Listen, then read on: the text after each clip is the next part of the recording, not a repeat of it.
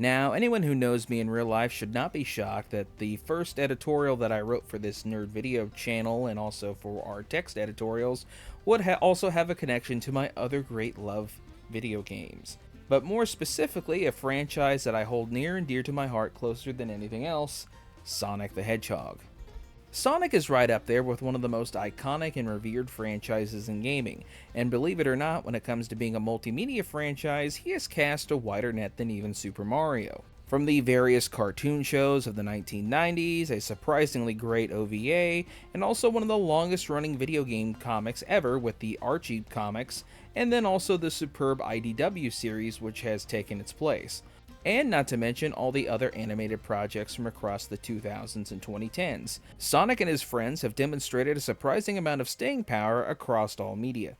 Ironically, one of the biggest successes was a project that was initially doomed to fail, the live-action Sonic the Hedgehog movie. We all remember what Sonic was originally going to look like. It looked like something out of one of those creepy furry fetish videos. After seeing the abomination in that first trailer, society came together and for the first time since the likes of 9/11, demanded change, and our voices were eventually heard.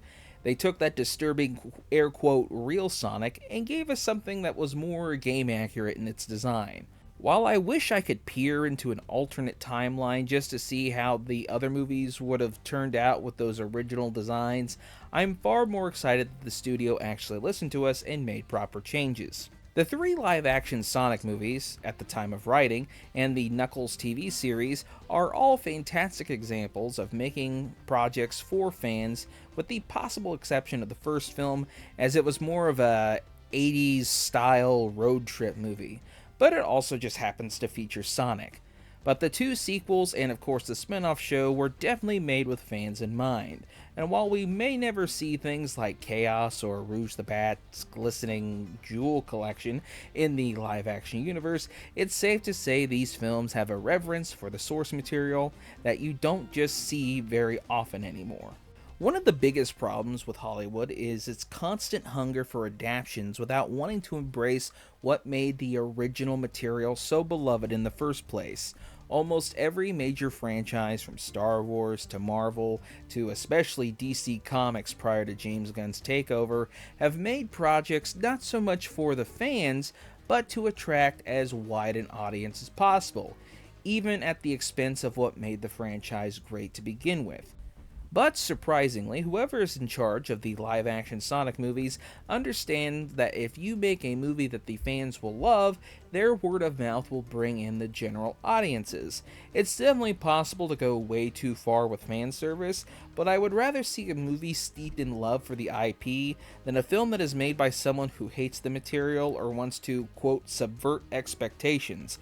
A phrase that can be literary poison when not done correctly. Whenever I hear that an IP I love is getting adapted and they want to subvert expectations, I roll my eyes harder than whenever I hear a gaming executive say that they have a 10-year plan for a live service game.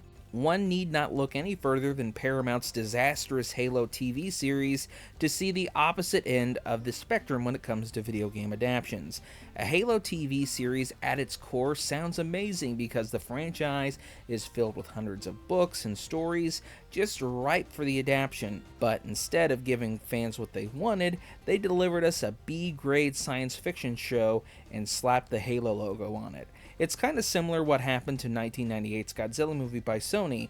In that regard, it's not a bad watch as just a science fiction series, but it's not a very good adaptation of Halo at all, and fundamentally misunderstands the franchise. While the Sonic movies aren't perfect by any stretch of the imagination, as adaptations they are pretty close.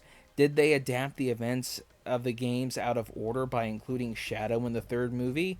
Yeah, but it's Shadow the frickin' Hedgehog, and Keanu Reeves was perfect casting. And so have been the rest of the casting choices, and I honestly want the movie cast to take over the game cast. Minus, of course, Mike Pollock, because, of course, he is the Eggman. As a lifelong Sonic fan who's wanted to see the material treated as respectfully as Sonic Sat AM in the 90s, I have to say I am very pleased with the Sonic movie trilogy. I am eagerly awaiting Sonic 4, and rest assured, all the Sonic movies will have their time in the sun when I review them right here on this very channel and on my blog. Live and learn, my hedgehogs. Live and learn. Thank you guys so much for watching. If you enjoyed this video, be sure to hit that like button and subscribe. And also be sure to check out my blog on Facebook and my upcoming WordPress website. I'm still working out the kinks on that. I will have links to everything in the description down below. Until next time, this has been AMPEDHERO, and I will see you at the movies. Take care.